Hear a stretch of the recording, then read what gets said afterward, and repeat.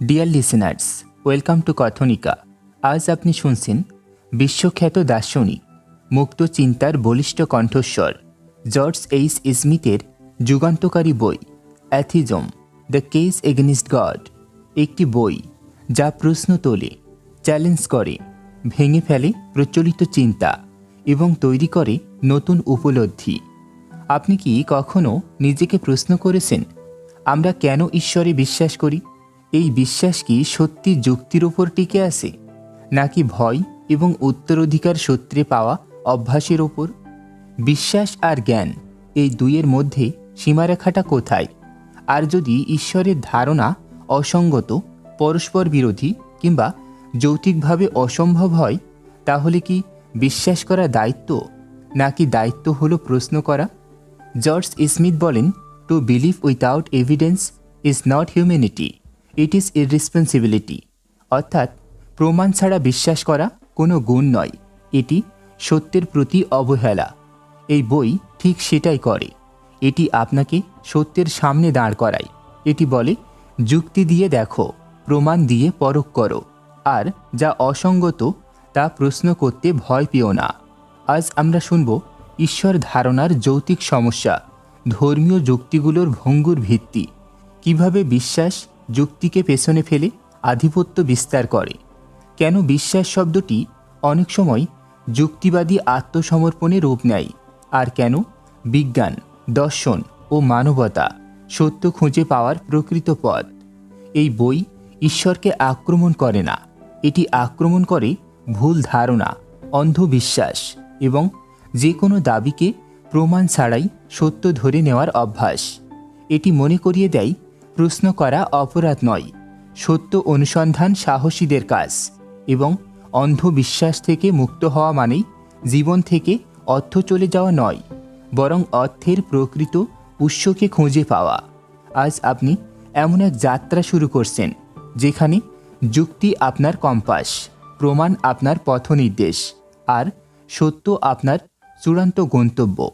তাহলে চলুন শুরু করি নিজেকে, পৃথিবীকে, বিশ্বাসকে এবং যুক্তির সীমাকে নতুনভাবে আবিষ্কারের এই গভীর যাত্রা। Chapter 1, the scope of atheism, নাস্তিকতার পরিধি। আপনি কি কখনো খেয়াল করেছেন, নাস্তিকতা শব্দটি শুনলেই কত ভুল ধারণা চারিদিকে ছড়িয়ে পড়ে? কারো চোখে নাস্তিক মানে খারাপ মানুষ, কারো কাছে নাস্তিক মানে মূল্যবোধহীন বা জীবনের কোনো উদ্দেশ্য নেই এমন একজন। আবার কেউ মনে করেন নাস্তিকতা হলো ঈশ্বর নেই এই দাবি করা। কিন্তু জর্জ এইচ স্মিথ এখানে সবচেয়ে গুরুত্বপূর্ণ জিনিসটি পরিষ্কার করে বলেন, নাস্তিকতা কোনো দাবি নয়, এটি দাবির অনুপস্থিতি। অর্থাৎ যে ব্যক্তি ঈশ্বর আছেন এই দাবিতে বিশ্বাস করেন না, সে স্বয়ংক্রিয়ভাবে নাস্তিক। এখানে কোনো জোর করে দাবি করা নেই, কোনো প্রমাণ ছাড়াই সিদ্ধান্ত নেওয়া নেই। এটি শুধু আমি বিশ্বাস করি না, কারণ এখনও প্রমাণ দেখিনি। স্মিথ বলেন, দুই ধরনের নাস্তিক আছে। এক, দুর্বল নাস্তিক, যিনি কেবল ঈশ্বরের অস্তিত্বে বিশ্বাস করেন না। তিনি বলেন, আমি জানি না ঈশ্বর আছে কি নেই, কিন্তু আপনার দাবির কোনো যৌক্তিক ভিত্তি দেখি না। দুই, শক্ত নাস্তিক, যিনি বলেন, আমি মনে করি ঈশ্বর নেই। এটি একটি অ্যাসার্টিভ ক্লেইম, যার জন্য যুক্তি ও ব্যাখ্যা দরকার।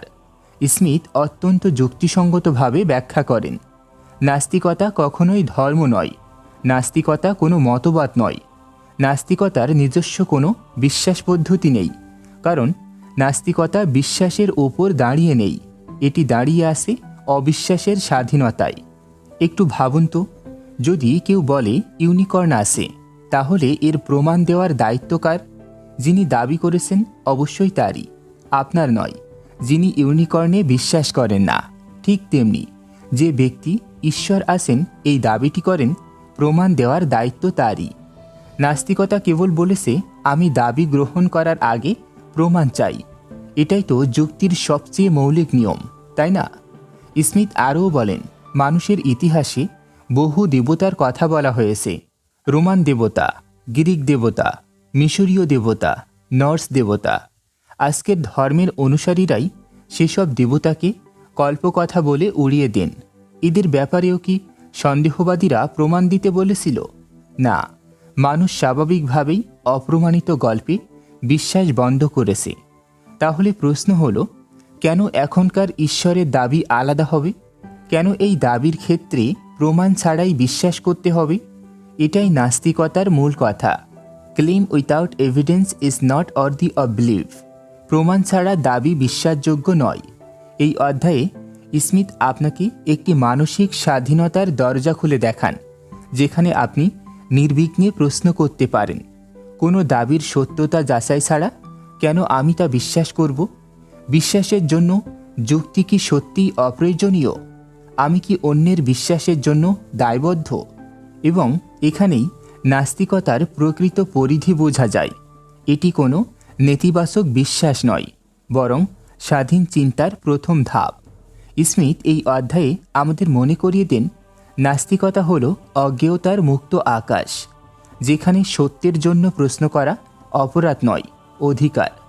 চলুন এবার আমরা প্রবেশ করব বইটির দ্বিতীয় অধ্যায়ে, যেখানে জানব ঈশ্বরের ধারণাটি আসলে কি আর মানব সভ্যতা সেটা কিভাবে গড়ে তুলেছে। Chapter 2, the concept of god. ঈশ্বর ধারণা কি, কেন এবং কোথা থেকে? চলুন এবার আমরা প্রবেশ করছি অত্যন্ত গুরুত্বপূর্ণ একটি অধ্যায়ে, দ্য কনসেপ্ট অফ গড। ঈশ্বর ধারণার প্রকৃতি, উৎস ও যুক্তিভিত্তিক বিশ্লেষণ। আপনি কি কখনো ভেবেছেন ঈশ্বর বলতে আমরা কি বুঝি? যে সত্তাকে কেউ বলেন সর্বশক্তিমান, কেউ বলেন সৃষ্টিকর্তা। এই ধারণার ভিত্তি আসলে কোথায়? আর এই ধারণাটি কি মানুষের কল্পনার ফসল, নাকি বাস্তবে কোনো পরীক্ষাযোগ্য অস্তিত্ব আছে? জর্জ এইচ স্মিথ এই অধ্যায়ে একটি মূল প্রশ্ন তুলে ধরেন। ঈশ্বর একটি ধারণা, কিন্তু কতটা পরিষ্কার, কতটা নির্দিষ্ট, কতটা যৌক্তিক?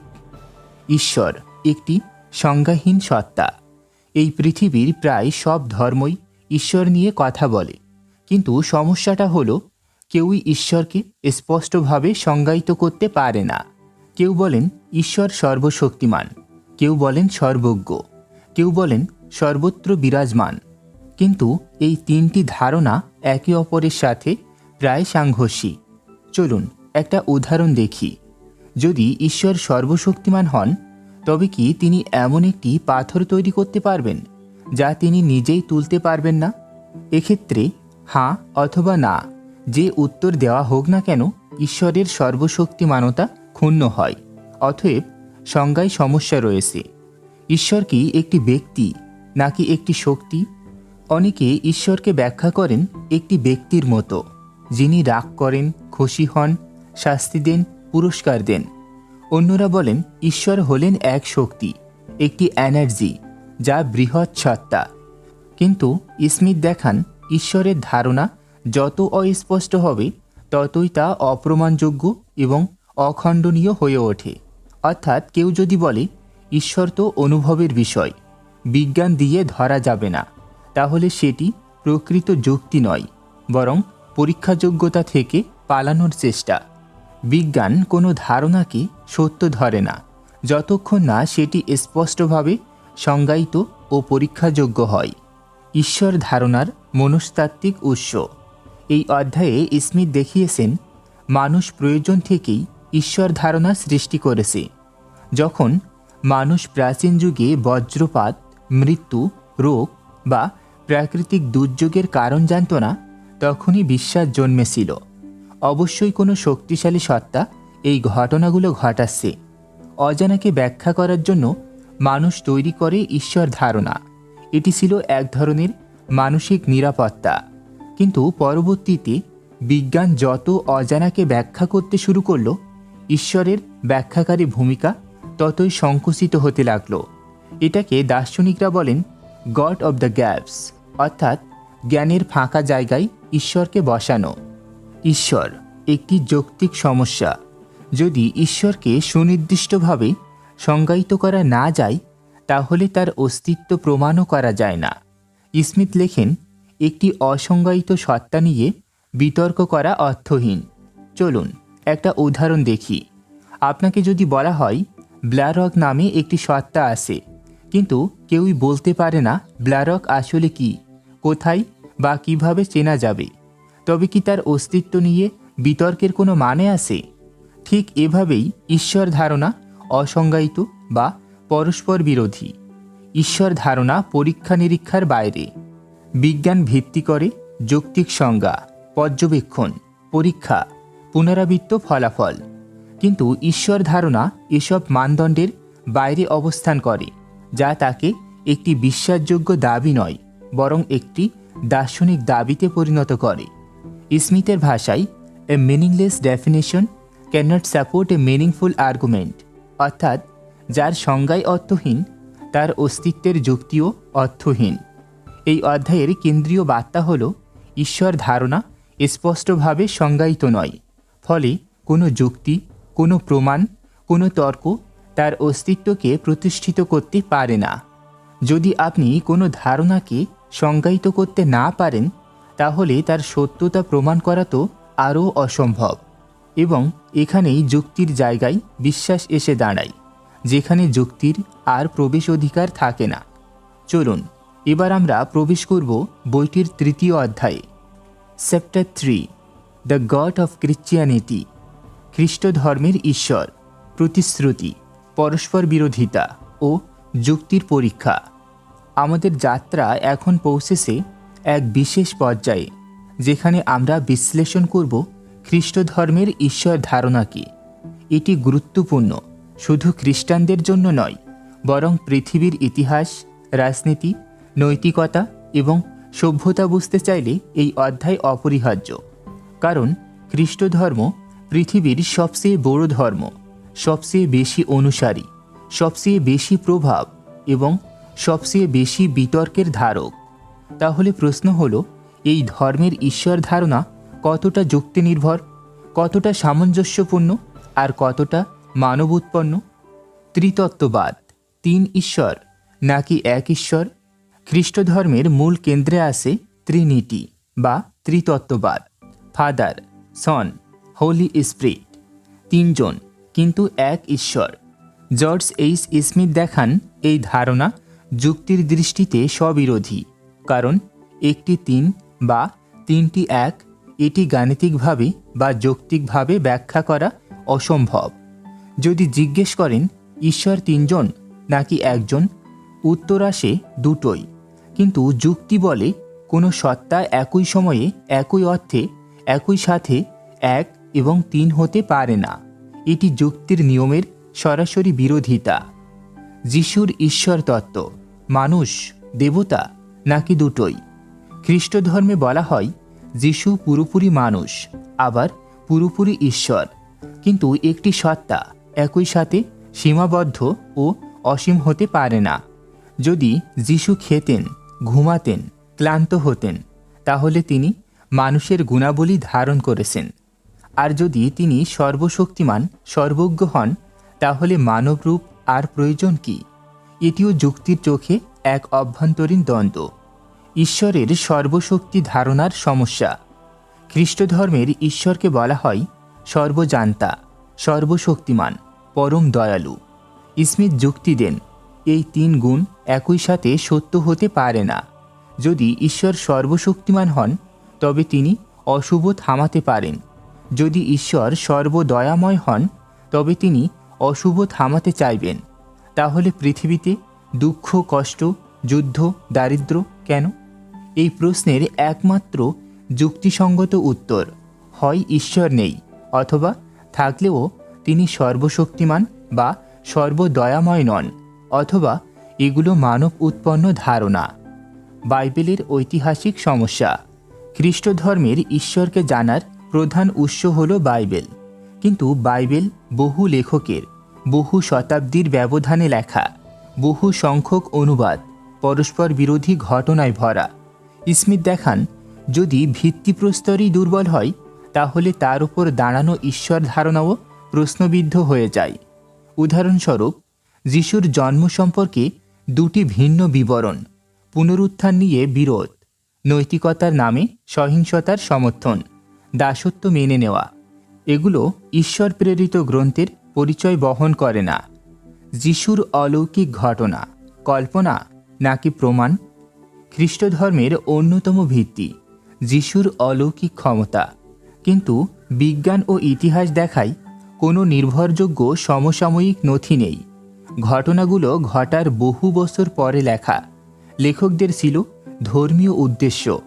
অলৌকিক ঘটনা সব ধর্মেই আছে, অতএব অলৌকিক গল্পকে এম্পিরিক্যাল এভিডেন্স হিসেবে ধরা যায় না।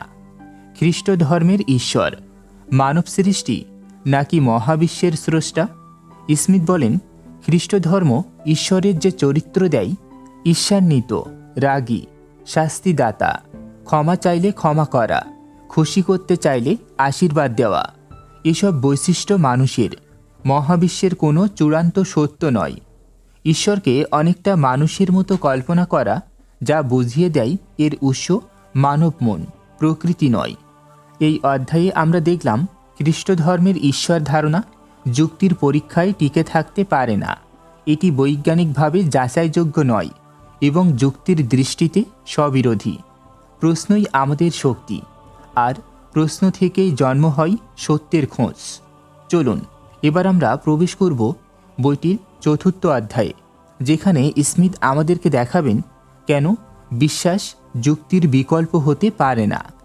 চ্যাপ্টার 4, রিজন ভার্সেস ফেইথ, যুক্তি বনাম বিশ্বাস।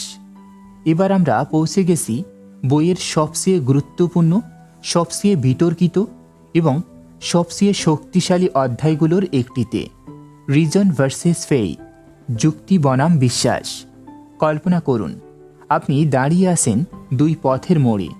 একদিকে আলো, যেখানে প্রশ্ন আসে, প্রমাণ আসে, পরীক্ষা আসে। অন্যদিকে অন্ধকার, যেখানে বলা হয় প্রশ্ন করো না, বিশ্বাস করো, না হলে তুমি পাপী। এটাই সেই চিরন্তন টানাপোড়ন। মানব সভ্যতার ইতিহাসই যেন রিজন বনাম ফেইথের যুদ্ধ। বিশ্বাসের প্রথম দাবি, সব জানার দরকার নেই, বিশ্বাসই যথেষ্ট। অনেকেই বলেন বিজ্ঞান সব কিছু ব্যাখ্যা করতে পারে না, তাই বিশ্বাসের দরকার আছে। কিন্তু বিজ্ঞান না জানলে বলবে আমি জানি না, বিশ্বাস না জানলে বলবে উত্তর আমি জানি, কারণ বইয়ে লেখা আছে। দুইয়ের মধ্যে এটাই পার্থক্য। বিজ্ঞান প্রশ্নকে ভয় পায় না, বিশ্বাসের বড় অংশ প্রশ্নকে ভয় পায়। বিশ্বাস প্রমাণ চায় না, কিন্তু যুক্তি প্রমাণ ছাড়া এগোয় না। জর্জ এইচ স্মিথ বলেন, believe without evidence is not a virtue, it is a shortcut to error.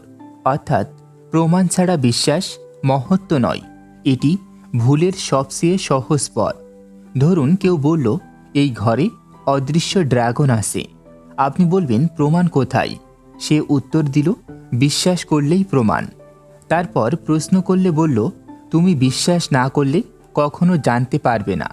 এটাই ব্লাইন্ড ফেইথের সমস্যা। এতে দাবি থাকে কিন্তু দায়িত্ব থাকে না, কথা থাকে কিন্তু এভিডেন্স থাকে না। যুক্তি কি? যুক্তি মানে দাবি, প্রমাণ চাই, গল্প, তদন্ত চাই, সত্য, যাচাই চাই।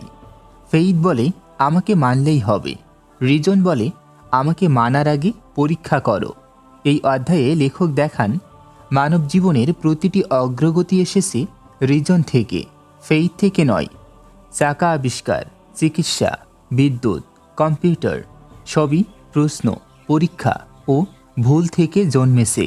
কিন্তু ইতিহাস দেখায় যেখানে ফেইথ অ্যাবসোলিউট হয়ে যায়, সেখানে রিজন শত্রু হয়ে দাঁড়ায়। বিশ্বাস বনাম যুক্তি, এটা যুদ্ধ নয়, এটা একটি নির্বাচন। অনেকে ভাবে রিজন বনাম ফেইথ মানেই ধর্মবিরোধিতা। না, এটি আসলে মানব চিন্তার স্বাধীনতার প্রশ্ন। রিজন বলে তুমি প্রশ্ন করতে পারো, তুমি ভুল করতে পারো, সত্য অনুসন্ধান করলেই তোমার শক্তি বাড়বে। ফেইথের অন্ধ সংস্করণ বলে প্রশ্ন করো না, তর্ক করো না, জেনেছো বলেই বিশ্বাস নষ্ট হয়। এই অধ্যায়ে স্মিথ দেখান ফেইথ এর মূল্য আছে, কিন্তু ব্লাইন্ড ফেইথ, যে ফেইথ এভিডেন্স, লজিক, রিজন এর বিপক্ষে দাঁড়ায়, সেটি বিপজ্জনক। কেন রিজন মানবজাতির সর্বশ্রেষ্ঠ অস্ত্র? কারণ রিজন আমাদের ভুল থেকে শিখতে দেয়, আমাদের অগ্রগতি সম্ভব করে, আমাদের স্বাধীন করে, আমাদের ভাবতে শেখায়। আমাদের ভয় নয়, তথ্যের উপর দাঁড় করায়। ফেইথ আপনাকে ক্ষমা শেখাতে পারে, কিন্তু রিজন আপনাকে সত্য শেখায়। ফেইথ আপনাকে আশা দিতে পারে, কিন্তু রিজন আপনাকে পথ দেখায়। ফেইথ আপনাকে প্রার্থনা শেখায়, কিন্তু রিজন আপনাকে সমাধান খুঁজে দেয়। রিজন ভার্সেস ফেইথ এই অধ্যায়ে লেখক আমাদের মনে করিয়ে দেন, বিশ্বাস করা খারাপ নয়, কিন্তু অন্ধভাবে বিশ্বাস করা ভয়ানক। কারণ সত্য কখনো প্রমাণকে ভয় পায় না, মিথ্যাই প্রমাণকে ভয় পায়। রিজন হলো আলো, ফেইথ হতে পারে শক্তি, কিন্তু আলো ছাড়া শক্তি আপনাকে ভুল পথে নিয়ে যেতে পারে। চলুন এবার আমরা প্রবেশ করব বইটির পঞ্চম অধ্যায়ে, আরও গভীরে, আরও তর্কে, আরও সত্যের সন্ধানে। চ্যাপ্টার 5, স্কেপটিসিজম অফ ফেইথ, বিশ্বাসের সংশয়। এখানে জর্জ এইচ স্মিথ দেখান একটা চমকপ্রদ সত্য, যে বিশ্বাস নিজেকে প্রশ্ন করতে ভয় পায়, সেই বিশ্বাসই সবচেয়ে অনিশ্চিত। অন্ধবিশ্বাস আসলে কি লুকিয়ে রাখে? কখনো খেয়াল করেছেন, যারা বলে আমার বিশ্বাস অটুট, আমার ঈশ্বর প্রশ্নের ঊর্ধ্বে, সেই একই লোকেরা আবার সবচেয়ে বেশি ভয় পায় প্রশ্নকে। কেন? কারণ সত্যিকারের বিশ্বাস কখনো প্রশ্নকে ভয় পায় না, ভয় পায় অযৌক্তিক বিশ্বাস, যে বিশ্বাসের ভিত বালির উপর দাঁড়ানো। স্মিথ বলেন, ধর্মীয় বিশ্বাসের সবচেয়ে বড় সুরক্ষা হচ্ছে সন্দেহকে নিষিদ্ধ করা। কথা পরিষ্কার, প্রশ্ন করো না, শুধু বিশ্বাস করো। এটাই বিশ্বাসের প্রথম সংশয়। যেখানে প্রশ্ন নিষিদ্ধ, যেখানে সত্য লুকোনো থাকে। Faith demands surrender, not inquiry. ধর্মীয় ব্যাখ্যায় ফেইথ এমনভাবে সাজানো হয় যেন এটা কোনো গুণ, কিন্তু স্মিথ দেখান বিজ্ঞান প্রশ্ন করে, যুক্তি পরীক্ষা করে, প্রমাণ আলো ফেলে, কিন্তু ফেইথ বলে দেখার দরকার নেই, বোঝার দরকার নেই, শুধু মেনে নাও। এটা প্রশ্ন নয়, এটা আত্মসমর্পণ। আর আত্মসমর্পণ মানেই হচ্ছে আপনি সত্য নয়, নির্দেশ অনুসরণ করছেন। সংশয় কেন অপরাধ হিসেবে শেখানো হয়? ধর্মের ইতিহাস জুড়ে সংশয়কে বলা হয়েছে পাপ, অপরাধ, শয়তানের কাজ। কেন? কারণ সংশয়ই একমাত্র শক্তি যা ভ্রান্ত বিশ্বাসকে চ্যালেঞ্জ করতে পারে। একজন সন্দেহকারী মানুষ কখনো অন্ধ অনুসারী হতে পারে না, আর তাই সংশয়কে ভয় দেখিয়ে দমন করা হয়, যেন মানুষ প্রশ্ন না করে, যেন তারা মুক্ত না হয়। True scepticism belongs to reason, not faith. ফেইথে স্কেপটিসিজম মানে আমি বিশ্বাস করি, কিন্তু পুরোপুরি নয়, তবুও করব। রিজনে স্কেপটিসিজম মানে আমি পরীক্ষা না করে কিছুই সত্য ধরে নেব না। ফেইথের স্কেপটিসিজম ভয় থেকে আসে, রিজনের স্কেপটিসিজম আসে সাহস থেকে। আর জর্জ স্মিথ স্পষ্টভাবে বলেন, সাহসী মানুষ প্রশ্ন করে, ভীরু মানুষ বিশ্বাসে লুকায়। যে বিশ্বাস টিকে থাকতে হলে প্রশ্নকে নিষিদ্ধ করতে হয়, সে বিশ্বাস কখনোই সত্য ছিল না। আর যে সত্য প্রকৃত সত্য, সে সত্য প্রশ্ন যত বাড়ে তত উজ্জ্বল হয়। এই অধ্যায় আমাদের শেখায়, যে বিশ্বাস প্রশ্নকে ভয় পায়, সে বিশ্বাস সংশয়কে পাপ বানায়। যে বিশ্বাস যুক্তি থেকে দূরে থাকে, সেই বিশ্বাস টিকে থাকে শুধু ভয় এবং অভ্যাসে, সত্যে নয়। চলুন এবার আমরা প্রবেশ করব বইটির 6ষ্ঠ অধ্যায়ে, যেখানে আমরা দেখব ফেইথের কত রকম মুখ আছে এবং কিভাবে তারা যুক্তিকে ধোঁকা দেয়। চ্যাপ্টার 6, ভ্যারাইটিস অফ ফেইথ, বিশ্বাসের বিভিন্ন রূপ। এখন আপনি শুনছেন এমন একটি অধ্যায় যা শুধু ধর্ম নয়, মানুষ কেন বিশ্বাস করে সেই গভীর মনস্তত্ত্বকে উন্মোচন করে। জর্জ এইচ স্মিথ এই অধ্যায়ে দেখান, ফেইথ শব্দটি যত সহজ শোনায়, এর রূপ ততটাই জটিল। একটি বিশ্বাস জীবনের শক্তি হতে পারে, আবার একই বিশ্বাস মানুষকে সত্য থেকে বহু দূরে নিয়ে যেতে পারে। চলুন বিশ্বাসের সকল রূপ একে একে দেখি। অন্ধবিশ্বাস, যেখানে প্রশ্ন নিষিদ্ধ। আপনি কি কখনো এমন কাউকে দেখেছেন যে বলে এটাই সত্য, কারণ আমাকে এটাই শেখানো হয়েছে?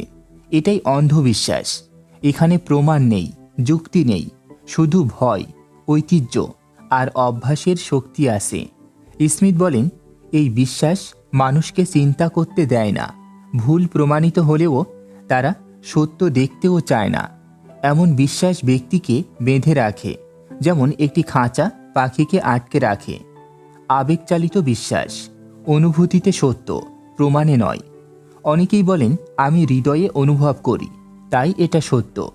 অনুভূতি শক্তিশালী হতে পারে, কিন্তু অনুভূতি সত্যের মানদণ্ড নয়। আমরা ভয় পেলে ছায়াকেও দানব মনে করি, আনন্দে থাকলে ভুলকেও সংকেত মনে হয়। স্মিথ দেখান, এই বিশ্বাস যুক্তির উপর দাঁড়ায় না, দাঁড়ায় অ্যাসোসিয়েশন আর ইমোশনের ওপর। ঐতিহ্যগত বিশ্বাস প্রজন্ম থেকে প্রজন্মে চলে আসা। যে বিশ্বাস আমাদের মা বাবা শিখিয়েছেন, সমাজ শিখিয়েছে, অনেক সময় আমরা তা সত্য ধরে নিই শুধু পুরনো বলেই। কিন্তু কোনো কিছু পুরনো হলেই সত্য হয় না। যেমন পৃথিবী সমতল, এ কথাটা একসময় ঐতিহ্য ছিল। স্মিথ বলেন, ঐতিহ্য প্রশ্নের আগে নয়, প্রমাণের পরে দাঁড়াতে পারে। ব্যবহারিক বিশ্বাস সুবিধা পেলে সত্য ধরা। কিছু মানুষ বিশ্বাস করে শুধু মনে হয়, বিশ্বাস করলে সমস্যা কম হবে, লাভ বেশি হবে। যেমন প্রার্থনা করলে মন শান্ত হয়, ধর্ম মানলে সমাজের সমর্থন পাওয়া যায়। কিন্তু একটি ধারণা উপকারী হলেই তা সত্য হয় না। উপকারিতা সত্যের প্রমাণ নয়, এটা শুধু মনস্তাত্ত্বিক আর সামাজিক সুবিধা। সত্তাধীন বিশ্বাস পরিস্থিতি নির্ভর সত্য। অনেকেই বলেন, ভালো সময়ে বিশ্বাস করি না, কিন্তু বিপদে পড়লে ঈশ্বরকে ডাকি। এই ধরনের বিশ্বাস পরিস্থিতির সন্তান। ভয় যত বাড়ে, বিশ্বাস তত গভীর হয়। কিন্তু ভয় সত্য তৈরি করতে পারে না। অবচেতন বিশ্বাস নিজেরও জানা নেই যে বিশ্বাস করছি। এটাই সবচেয়ে গভীর রূপ, যা আমরা সরাসরি বুঝি না, কিন্তু আচরণে প্রকাশ পায়। যেমন মৃত্যু নিয়ে ভয়, অজানাকে ব্যাখ্যা করার প্রবণতা, নিয়ন্ত্রণের বাইরে গেলে উপরের শক্তির দিকে ঝোঁকা। স্মিথ বলেন, মানুষের মস্তিষ্ক সহজ ব্যাখ্যা চায়, তাই অজানাকে ঈশ্বর বলে ডাকতে শেখে। এই অধ্যায়ে জর্জ এইচ স্মিথ দেখিয়েছেন, ফেইথ এক নয়, ফেইথ অনেক রকম। কিন্তু সব রকম ফেইথের একটি সাধারণ বৈশিষ্ট্য আছে, এগুলো তথ্য প্রমাণের ওপর দাঁড়ায় না। এগুলো দাঁড়ায় অনুভূতি, ভয়, অভ্যাস, ঐতিহ্য এবং সুবিধার ওপর। এবং একজন সত্য অন্বেষীর কাজ হলো এই বিশ্বাসের স্তরগুলো নিজের মধ্যে খুঁজে বের করা এবং দেখতে কোনটা সত্যের জন্য আর কোনটা শুধু অভ্যাসের জন্য। চলুন এবার আমরা প্রবেশ করব বইটির 7ম অধ্যায়ে। চ্যাপ্টার 7, রিভিলেশন, ওহি বা দৈববাণী। এখন আমরা প্রবেশ করছি একটি অত্যন্ত গুরুত্বপূর্ণ অধ্যায়ে, রিভিলেশন, অর্থাৎ ঈশ্বরের পক্ষ থেকে মানুষের কাছে বার্তা পৌঁছানো। বিশ্বের প্রায় সব ধর্মই দাবি করে দেবতা বা ঈশ্বর কোনো না কোনো সময় একজন মানুষের মাধ্যমে দিব্য বার্তা পাঠিয়েছেন। কেউ বলেছে আগুনের পাহাড়ে, কেউ বলেছে এটি গুহায়, কেউ বলেছে স্বপ্নে, আবার কেউ বলেছে সরাসরি কানে কানে কথা বলা। কিন্তু জর্জ স্মিথ বলেন, এই দাবিগুলোর কোনোটিই পরীক্ষাযোগ্য নয়, যাচাইযোগ্য নয়, পুনরাবৃত্তিযোগ্য নয়। অর্থাৎ বিজ্ঞান যেভাবে সত্য যাচাই করে, রিভেলেশন সেই পরীক্ষায় কোনো দিনই উত্তীর্ণ হতে পারে না। রিভেলেশনের মূল সমস্যা কি? ভাবুন, আপনি যদি বলেন, আমি গত রাতে আকাশ থেকে একটি বার্তা পেয়েছি, ঈশ্বর আমাকে বলেছেন এই কথাই সত্য, এটা যাচাই করার কোনো উপায় আছে কি? আমরা দেখতে পারি না, শুনতে পারি না, প্রমাণ করতে পারি না, পুনরায় পরীক্ষা করতে পারি না। যে দাবি পরীক্ষার বাইরে তা সত্য নয়, তা কেবল ব্যক্তিগত অভিজ্ঞতা। ব্যক্তিগত অভিজ্ঞতা সত্যের মানদণ্ড নয়। স্মিথ যুক্তি দেন, মানুষ যা অনুভব করে সেটাই সত্য হতে হবে। এটি এক বিপজ্জনক ভুল। আমরা জানি মানুষের মাঝে মাঝে হ্যালুসিনেশন হয়, স্বপ্ন দেখে, মানসিক চাপ, ভয়, একাকিত্বে কণ্ঠ শুনতে পায়, ধর্মীয় পরিবেশে আবেগে ভেসে যায়। মনে রাখবেন, অভিজ্ঞতা বাস্তবতার প্রমাণ নয়। যদি তাই হতো তাহলে সারা পৃথিবীর জাদু, ভূত, আত্মা সবই সত্য হতে হতো। প্রত্যেক ধর্মের দিব্য বার্তা কেন অন্য ধর্মের সঙ্গে মেলে না? এটা একটা বড় প্রশ্ন। যদি ঈশ্বর সত্যিই বার্তা দিতেন তাহলে কি বার্তা একই হতো না? কিন্তু বাস্তবে এক ধর্মে ঈশ্বর এক, অন্য ধর্মে তিন। কোথাও ঈশ্বর নারী, কোথাও ঈশ্বরের রূপ নেই, কোথাও ঈশ্বর যুদ্ধ চান, কোথাও ঈশ্বর শান্তি চান, কোথাও ঈশ্বর পশু বলি নেন, কোথাও ঈশ্বর বলে এটি নিষিদ্ধ। যদি সত্য একটি হতো তাহলে এত বিরোধ তৈরি হতো কিভাবে? স্মিথ বলেন, এটি প্রমাণ করে যে রিভেলেশন মানুষের মস্তিষ্কের সৃষ্টি, ঈশ্বরের নয়। রিভেলেশনের সময় একজন মানুষের কাছে কেন যায়? বিজ্ঞান বলে যদি কোনো সত্য কথা থাকে তা সবার কাছে সমানভাবে পৌঁছায়। কিন্তু ধর্মীয় রিভেলেশন কি করে? সবসময় একজন মানুষকে বেছে নেয়। তখনই ঘটে যখন সে একা থাকে, সাক্ষী থাকে না, কথা হয় গোপনে, বার্তাটি পরে বর্ণনা আকারে আসে। এটা কি দিব্য বা ঐশ্বরিক বার্তা, নাকি মানব মস্তিষ্কের গভীর কল্পনা? ঈশ্বর কথা বলেছেন, এ দাবি কে যাচাই করে? ইতিহাসের প্রতি যুগে হাজার মানুষ দাবি করেছে আমি ঈশ্বরের কথা শুনেছি, কিন্তু কোনটি সত্য, কার কাছে যাচাই করব? কেউ বলে পাহাড়ে কথা হয়েছে, কেউ বলে জলের নিচে, কেউ বলে ফেরেশতা এসেছে, কেউ বলে সূর্য ঝলমল করছে, কেউ বলে অদৃশ্য কণ্ঠ। সমস্যা হলো প্রমাণ কিছুই নেই। তাহলে রিভেলেশন কাকে বিশ্বাস করব?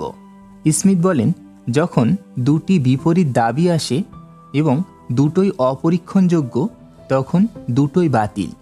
ঈশ্বর আমাকে বলেছেন এটি একটি দাবি, প্রমাণ নয়।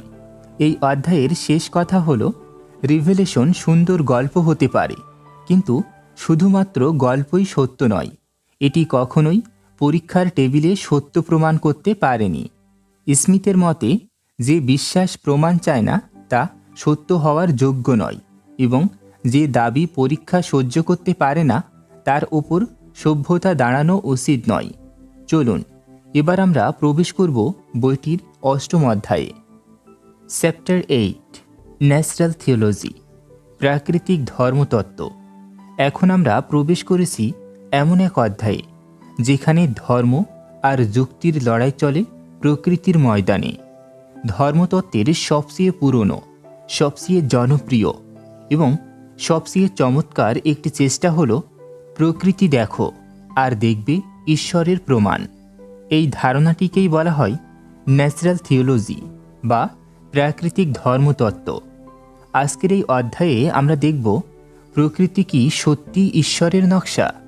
নকশার মতো দেখালে কি নকশার প্রমাণ হয়ে যায়? আর প্রকৃতির জটিলতা কি সত্যি অতিপ্রাকৃত উৎস দাবি করে? চলুন যুক্তির আলোয় বিষয়টি খুলে দেখি। প্রকৃতিকে ঈশ্বরের প্রমাণ হিসেবে দেখানো এক পুরনো প্রচেষ্টা। ধর্মীয় চিন্তাবিদদের একটি সাধারণ বক্তব্য হল, প্রকৃতি এত সুন্দর, এত জটিল, এত সুশৃঙ্খল, এটি কখনোই নিজে নিজে হতে পারে না। এর পেছনে অবশ্যই একজন ডিজাইনার আছে। এটাই সেই বিখ্যাত অসমেকার আর্গুমেন্ট, যেখানে বলা হয় যদি বালুর উপর একটি ঘড়ি পাওয়া যায় আপনি জানবেন এটি ঘড়ি নির্মাতার কাজ। তাহলে এত নিখুঁত মহাবিশ্ব, এত জটিল প্রাণী, এসব কি করে নিজে নিজে তৈরি হতে পারে?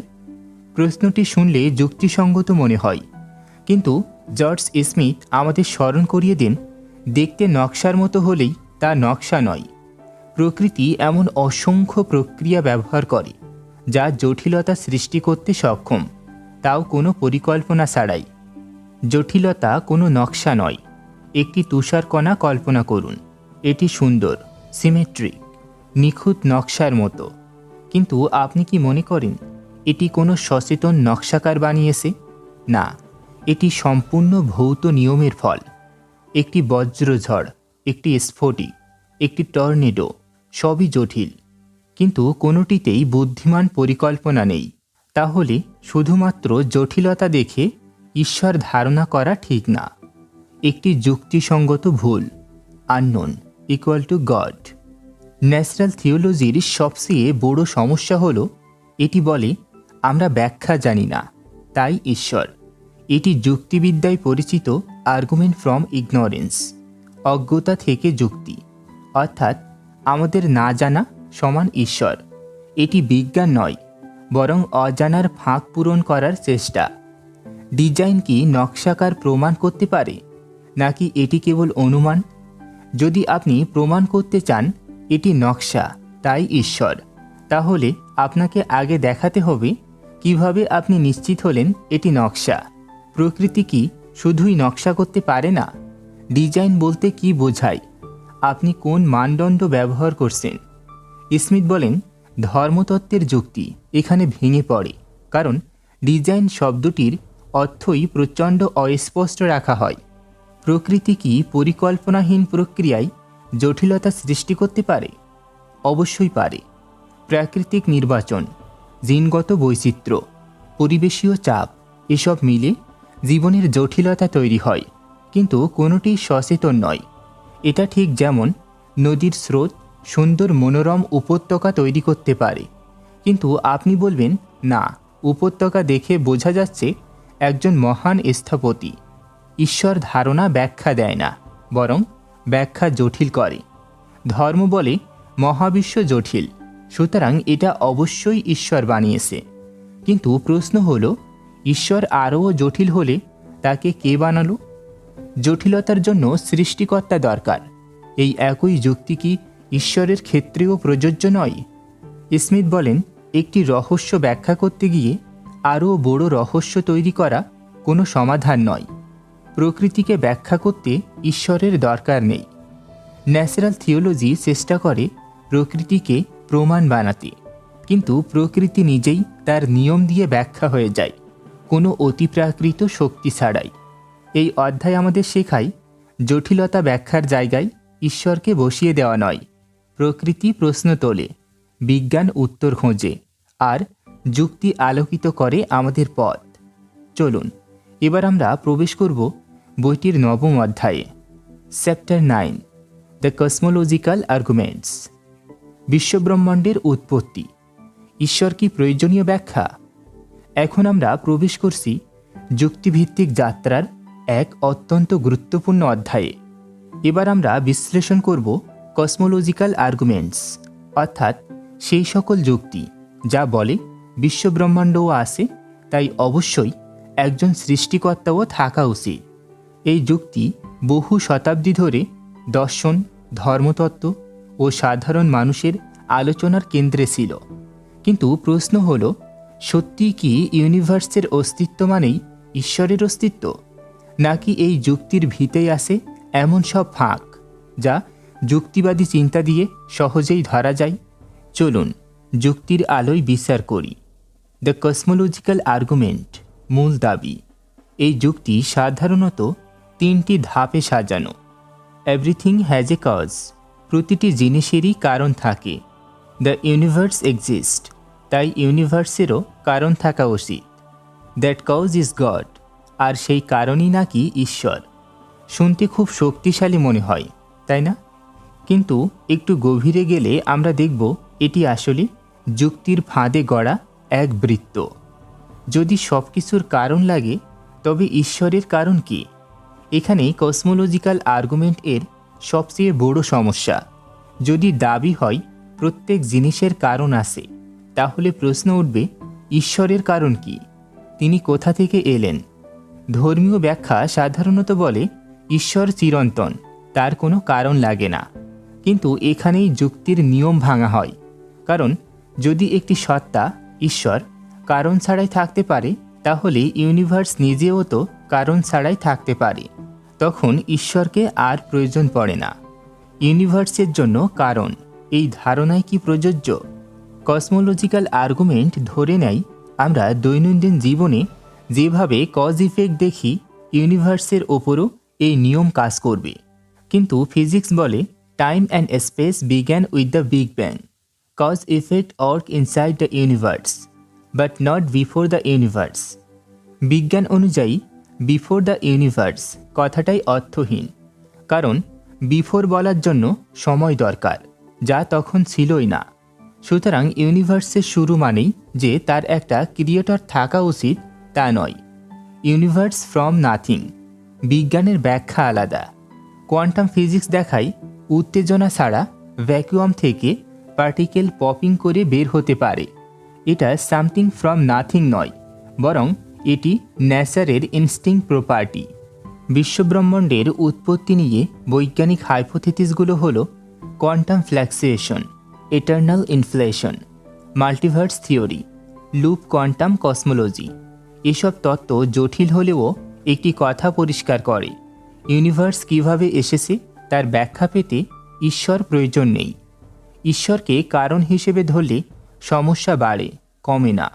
ঈশ্বর ইউনিভার্সের কারণ হিসেবে ধরার মানে এক অজানা জিনিসকে আরেক বড় অজানা দিয়ে ব্যাখ্যা করা।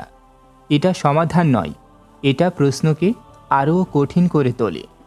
বার্ট্রান্ড রাসেল বলেছিলেন, if God created the universe, then who created god?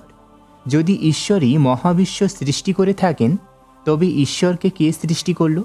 এই প্রশ্ন কসমোলজিক্যাল আর্গুমেন্টকে পুরোপুরি ভেঙে দেয়। ফার্স্ট কজ দাবি একটি দ্বৈত মানদণ্ড। Universe must have a cause, but God doesn't need one.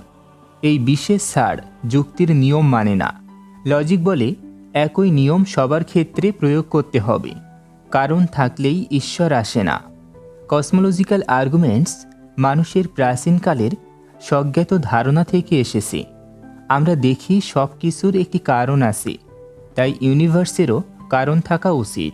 কিন্তু মডার্ন সায়েন্স দেখিয়েছে ইউনিভার্স আর দৈনন্দিন জীবনের কজ ইফেক্ট এক জিনিস নয়।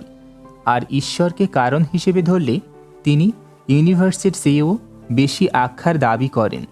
অতএব universe exist does not equal to god exist. মহাবিশ্বের অস্তিত্ব ঈশ্বরের অস্তিত্বকে নির্দেশ করে না। প্রশ্ন থাকলেই ঈশ্বর উত্তর হয়ে যায় না।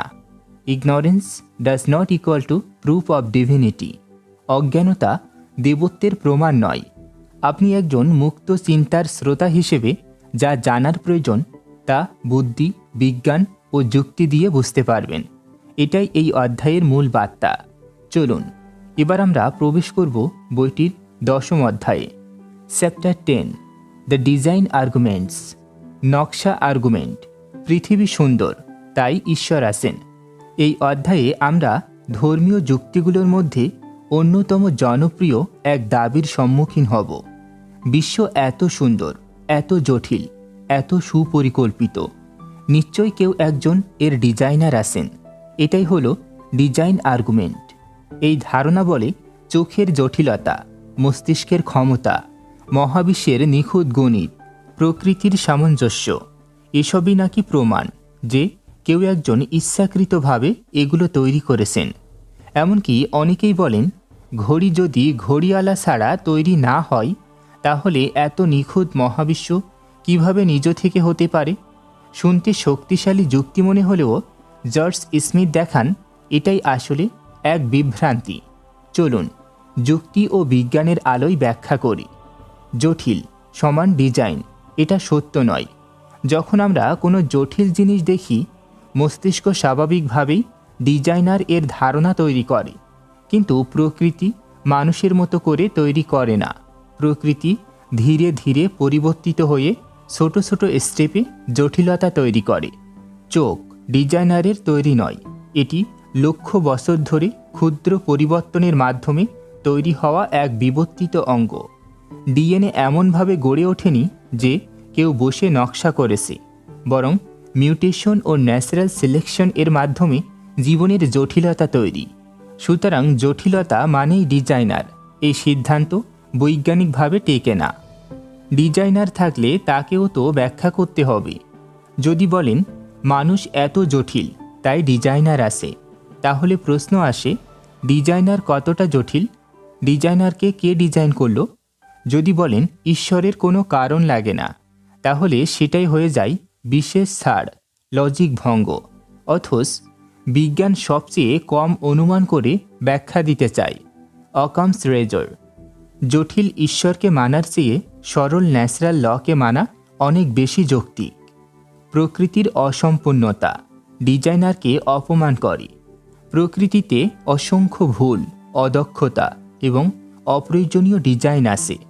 মানুষের চোখের ব্লাইন্ড স্পট, নারীর জন্মনালীর বিপজ্জনক সংকীর্ণতা, অনর্থক অঙ্গ যেমন অ্যাপেন্ডিক্স, জিনগত রোগ, বেঁচে থাকার জন্য অযোগ্য ডিজাইন।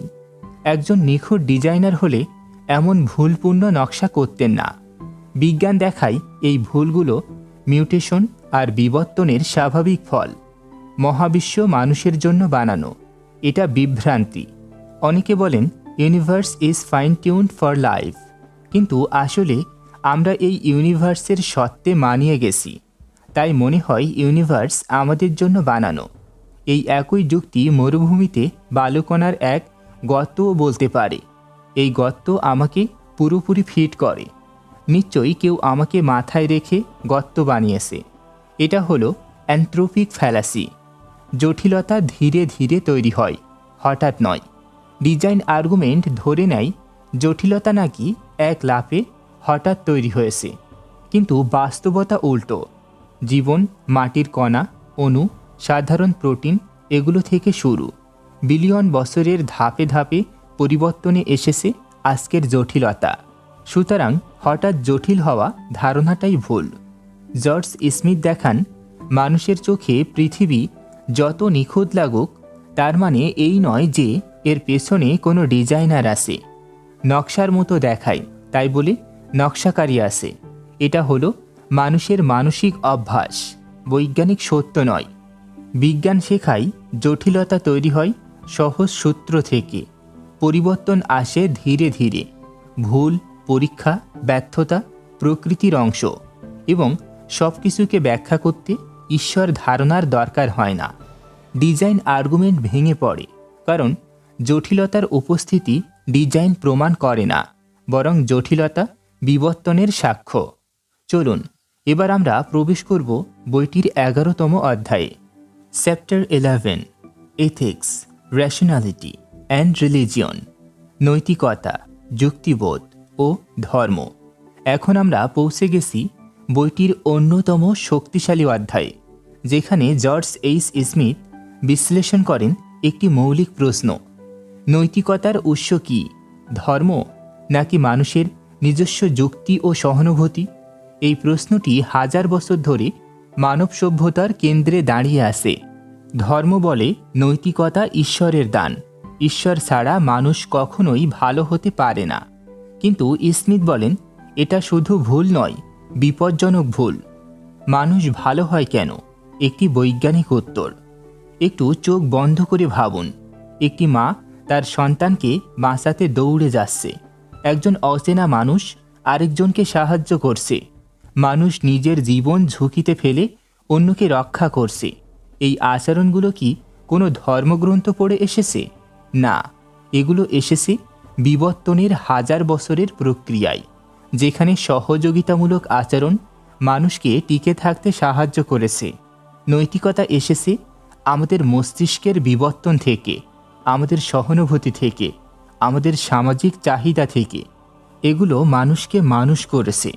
ধর্ম আসার বহু আগেই মানুষ নৈতিকভাবে আচরণ করত। ধর্ম কি নৈতিকতা শেখায় নাকি শুধু নিয়ম চাপায়? স্মিথ খুব একটি গুরুত্বপূর্ণ পয়েন্ট তুলে ধরেন। যদি মানুষ ধর্মের ভয় ছাড়া নৈতিক হতে না পারে, তাহলে সেই নৈতিকতা আসল নৈতিকতা নয়, এটা শুধু বাধ্যতা। ধর্ম যেসব কাজ ভালো বলে, সেগুলোর অনেকগুলোই পরিস্থিতি নির্ভর, নয়তো অমানবিক। উদাহরণস্বরূপ, প্রশ্নহীন আনুগত্য, ঈশ্বরকে ভয় করা, শাস্তির ভয়ে কাজ করা, পবিত্র নামে সহিংসতা ন্যায্য করা। স্মিথ বলেন, যখন নৈতিকতা স্বাধীন বিচারবোধ থেকে নয়, বরং অন্ধ আনুগত্য থেকে আসে, সেটি নৈতিকতা নয়, এটি নৈতিকতার ছদ্মবেশে দাসত্ব। রেশনাল নৈতিকতা, মানুষের নিজের চিন্তার ক্ষমতা। ধর্ম ছাড়াও নৈতিকতা থাকতে পারে, এটা শুধু সম্ভব নয়, বরং বাস্তবে প্রমাণিত। যা ক্ষতি করে না সেটাই নৈতিক, যা মানুষের স্বাধীনতা রক্ষা করে সেটাই নৈতিক, যা সহানুভূতির উপর ভিত্তি করে সেটাই মানবিক।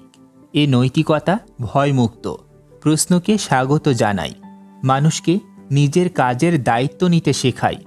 ধর্মের নৈতিকতা যদি হয় ভালো হও, না হলে শাস্তি পাবে, তাহলে যুক্তির নৈতিকতা হয় ভালো হও, কারণ অন্য মানুষের কষ্ট তুমি অনুভব করতে পারো।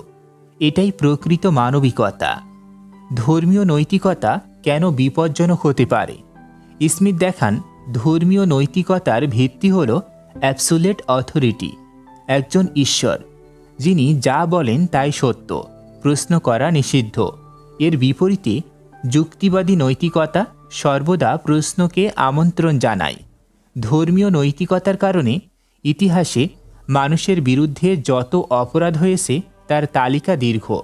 ধর্মীয় যুদ্ধ, ধর্মান্তর বাধ্য করা, নারীর বিরুদ্ধে অত্যাচার, যৌনতা নিয়ে অপরাধবোধ, বৈজ্ঞানিক জ্ঞান বন্ধ করা, এগুলো কখনোই নৈতিকতা নয়। মানুষ ভালো, কারণ আমরা মানুষ। এই অধ্যায়ের শেষে স্মিথ স্পষ্ট বক্তব্য দেন, মানুষ নৈতিক হওয়ার জন্য ঈশ্বরের প্রয়োজন নেই। মানুষের শুধু প্রয়োজন যুক্তি, সহানুভূতি এবং স্বাধীন চিন্তা। ধর্ম মানুষের ভালো গুণ তৈরি করে না, মানুষের ভেতরে থাকা ভালো গুণগুলোকে ধর্ম কেবল নিজের নামে প্রচার করে। আমাদের বিবেক, আমাদের চিন্তা, আমাদের মানবতা, এটাই নৈতিকতার সত্যিকারের উৎস। মনে রাখবেন, আপনি নৈতিক কারণ আপনি মানুষ, আপনি যুক্তিবোধ সম্পন্ন, আপনি অনুভব করতে পারেন অন্যের কষ্ট। নৈতিকতা আপনার স্বভাব, আপনার বিবর্তন, আপনার বিবেক। এটা কোনো বই থেকে ধার করা নয়, এটি আপনার অস্তিত্বের একটি অংশ। এটাই জর্জ স্মিথের বার্তা। সত্যিকারের নৈতিকতা আসে স্বাধীন চিন্তা থেকে। অন্ধবিশ্বাসের প্রয়োজন নেই, প্রয়োজন মানবতার। চলুন এবার আমরা প্রবেশ করব বইটির 12তম তথা শেষ অধ্যায়ে। Chapter 12, the sins of Christianity, খ্রিস্ট ধর্মের পাপ, বৈপরীত্য ও ঐতিহাসিক দ্বন্দ্ব। এখন আমরা পৌঁছে গেছি বইটির অন্যতম তীক্ষ্ণ এবং সবচেয়ে বিতর্কিত অধ্যায়ে। এখানে জর্জ স্মিথ দেখান, একটি ধর্ম কেবল তার উপকারিতায় নয়, বরং তার দীর্ঘ ইতিহাসে সংগঠিত ক্ষতির মাধ্যমে বিচার করা উচিত। কিন্তু তিনি আবারও সতর্ক করেন, এটি কোনো ধর্মবিদ্বেষী আবেগ নয়, এটি ইতিহাসকে যেমন ছিল তেমনভাবেই দেখা। এটাই বিজ্ঞান, এটাই যুক্তি, এটাই মানবতার পথ। চলুন যুক্তি ও বিজ্ঞানের আলোকে দেখে নিই খ্রিস্ট ধর্ম ইতিহাসের কোন কোন জায়গায় নিজেদের ধারণার সঙ্গে বাস্তবতার সংঘর্ষ তৈরি করেছে। বিশ্বাস বনাম বাস্তবতা, যেখানে নৈতিকতার নামে অত্যাচার শুরু হয়। খ্রিস্ট ধর্মের কেন্দ্রীয় ধারণা, মানুষ জন্মগতভাবে পাপী, মুক্তি আসে কেবল ঈশ্বরীয় করুণায়, সন্দেহ করা মানেই অপরাধ। এই বিশ্বাসগুলো এক ধরনের নৈতিক স্বৈরতন্ত্র তৈরি করেছে, যেখানে প্রশ্ন করা মানেই বিদ্রোহ, আর বিদ্রোহ মানেই অপরাধ। এই কাঠামো থেকেই জন্ম নেয় ইনকুইজিশন, হেরেসি ট্রায়াল, ধর্মত্যাগের শাস্তি, জাদুবিদ্যা অভিযোগে নারী হত্যা, ভিন্ন চিন্তাকে দমন করা। জর্জ স্মিথ যুক্তি দেন, যেখানে সন্দেহকে অপরাধ ভাবা হয়, সেখানে বর্বরতা জন্ম নেওয়া অবশ্যম্ভাবী। ইনকুইজিশনের অন্ধকার ইতিহাস, বিশ্বাস রক্ষা নাকি মানুষ ধ্বংস? 1300 শতাব্দী থেকে শুরু হওয়া ইনকুইজিশন ছিল খ্রিস্ট ধর্মের অন্যতম ভয়ঙ্কর অধ্যায়। এখানে মানুষের অপরাধ ছিল প্রশ্ন করা, দ্বিমত প্রকাশ, বিজ্ঞানের পক্ষে দাঁড়ানো, নতুন ভাবনা নিয়ে আসা। শুনতে অবাক লাগলেও ইতিহাসে হাজার হাজার মানুষ শুধুমাত্র ভিন্নভাবে চিন্তা করায় নৃশংসভাবে অত্যাচারিত, দগ্ধ বা হত্যার শিকার হয়েছে। স্মিথ বলেন, যে ধর্ম সত্য দাবি করে তাকে কখনোই ভয় পেতে হয় না, কিন্তু যে ধর্মের ভিত্তি দুর্বল সেই প্রশ্নকে ভয় পায়। বিজ্ঞানকে দমন, জ্ঞান বনাম মতবাদ। খ্রিস্ট ধর্ম নিজেকে আলো বলে দাবি করলেও ইতিহাসের অনেক সময়ই সে আলো জ্ঞানকে জ্বলে উঠতে দেয়নি। উদাহরণ হিসেবে গ্যালিলিও, ব্রুনো, কপারনিকাস। এই মানুষগুলো বিজ্ঞানের সত্য দেখালেও চার্চ তাদের বিরুদ্ধে যুদ্ধ করেছিল, কারণ সত্য নয়, ক্ষমতা রক্ষা করা ছিল তখন চার্চের আসল লক্ষ্য। ধর্মযুদ্ধ, শাস্তির নামে রক্ত ঝরা। মধ্যযুগ থেকে ক্রুশের হাজার হাজার নিরীহ মানুষের প্রাণ নিয়েছে। এত সব রক্তপাতের মূল কারণ কী ছিল? একটি দাবি, আমাদের ঈশ্বরই সত্য ঈশ্বর। স্মিথ দেখান শুধুমাত্র ধর্মীয় দাবির জোরে সভ্যতা কখনো শান্তি পায়নি, বরং এই দাবিগুলো সবচেয়ে বেশি সংঘাত তৈরি করেছে। পাপের ধারণা, মানুষকে অপরাধবোধে বন্দী রাখা, খ্রিস্ট ধর্মের অন্যতম বিষাক্ত ধারণা। স্মিথের মতে মানুষ জন্মগতভাবে পাপী। এই বিশ্বাস মানুষের মনকে দুর্বল করে, অপরাধবোধে ভরে দেয়। এমনকি নিজের ইচ্ছা, নিজের চিন্তা, নিজের আকাঙ্ক্ষা এগুলো পর্যন্ত পাপ বলে বিবেচিত হয়েছে। আপনি একটু ভাবুন তো, যেখানে মনের ভেতর পর্যন্ত নিয়ন্ত্রণ করতে চাওয়া হয়, সেখানে স্বাধীনতা কিভাবে টিকে থাকবে? দ্বৈত নৈতিকতা, যা বলা হয় তা তারা নিজেরাই মানে না। স্মিথ দেখান ইতিহাসে চার্চ অনেক সময় এমন নৈতিক নিয়ম চাপিয়েছে যা তারা নিজেরাই মানেনি। প্রচার করত দরিদ্রদের সাহায্য, কিন্তু চার্চের ছিল সবচেয়ে বেশি সম্পদ। প্রচার করত বিনয়, কিন্তু চার্চ নেতারা রাজাদের মতো জীবনযাপন করতেন। প্রচার করত সত্য, কিন্তু বহু ইতিহাস ও বৈজ্ঞানিক তথ্য গোপন করা হয়েছিল। এটাই নৈতিক ভণ্ডামি, যা স্মিথের মতে ধর্মীয় ক্ষমতাকে দুর্বল করে। যুক্তিবাদের দৃষ্টিতে খ্রিস্ট ধর্মের সমস্যা। লেখক দেখান খ্রিস্ট ধর্মের সমস্যাগুলো শুধু ইতিহাসগত নয়, বরং তার মূল মতবাদেই এমন কিছু আছে যা স্বাধীন চিন্তার বিরুদ্ধে, বৈজ্ঞানিক সত্যের বিরুদ্ধে, ব্যক্তিগত স্বাধীনতার বিরুদ্ধে, মানবিক ন্যায় বিচারের বিরুদ্ধে। তার মতে একটি ধারণা ভালো হলে তাকে শক্তি নয়, যুক্তির ওপর দাঁড়াতে হবে। ধর্ম যদি সত্যি মহৎ হতো, তাহলে তাকে মানুষকে ভয় দেখিয়ে অপরাধবোধে বেঁধে রাখতে হতো না। খ্রিস্ট ধর্মের এই অধ্যায় আমাদের সামনে কয়েকটি গুরুত্বপূর্ণ শিক্ষা রাখে। নৈতিকতা কখনোই ভয় দিয়ে আসে না, সত্য কখনোই প্রশ্নকে ভয় পায় না, আর মানবতা কখনোই একটি মতবাদের দাস হয়ে বাঁচতে পারে না। স্মিথের আহ্বান, চলুন আমরা ভালো হই, কারণ তা মানবতার জন্য ভালো, না যে ঈশ্বরের রাগ বা খুশির উপর নির্ভর করে। ডিয়ার লিসেনার্স, আপনি শুনছিলেন জর্জ এইচ স্মিথের লেখা যুগান্তকারী বই atheism, the case against god এর সম্পূর্ণ বাংলা অডিও এক্সপ্লেনেশন, শুধুমাত্র কথনিকাতে। আজ আমরা এক দীর্ঘ যাত্রায় দেখলাম কেন যুক্তি, প্রমাণ এবং মানব চিন্তার স্বাধীনতা ধর্মের দাবি এবং ঈশ্বর ধারণাকে টেকনিক্যালি পরীক্ষা করে, কেন ফেইথ অনেক সময় প্রশ্নকে ভয় পায় আর রিজন সাহস করে সত্যের সামনে দাঁড়ায়, এবং কিভাবে মানুষ নিজের বুদ্ধি, বিজ্ঞান, নৈতিকতা ও মানবতাকে সামনে রেখে একটি মুক্ত, সাহসী এবং দায়িত্বশীল জীবন গঠন করতে পারে। স্মিথ আমাদের মনে করিয়ে দেন, স্বাধীন হওয়া মানে চিন্তা করা, চিন্তা করা মানে প্রশ্ন করা, আর প্রশ্ন করাই হলো সকল সত্যের শুরু। আজকের এই বইয়ের সবচেয়ে বড় শিক্ষা হলো, সত্য কখনো ভয় পায় না, প্রশ্ন কখনো নিষিদ্ধ নয়, আর মানবতা সবসময় ভয়ের চেয়ে বেশি মূল্যবান। প্রিয় শ্রোতা, যদি ভিডিওটি আপনার ভালো লেগে থাকে তাহলে লাইক দিন, বন্ধুদের সাথে শেয়ার করুন এবং কথনিকাতে সাবস্ক্রাইব করে আমাদের সাথেই থাকুন। আপনার একটি মন্তব্য আমাদের জন্য অত্যন্ত মূল্যবান, তাই অবশ্যই লিখে জানাবেন কোন অধ্যায় আপনাকে সবচেয়ে বেশি ভাবিয়েছে, কোন যুক্তিটি আপনার ধারণা বদলে দিয়েছে। মনে রাখবেন, অন্ধবিশ্বাস আমাদের শৃঙ্খলিত করে, কিন্তু প্রশ্ন আমাদের মুক্তি দেয়। ধন্যবাদ।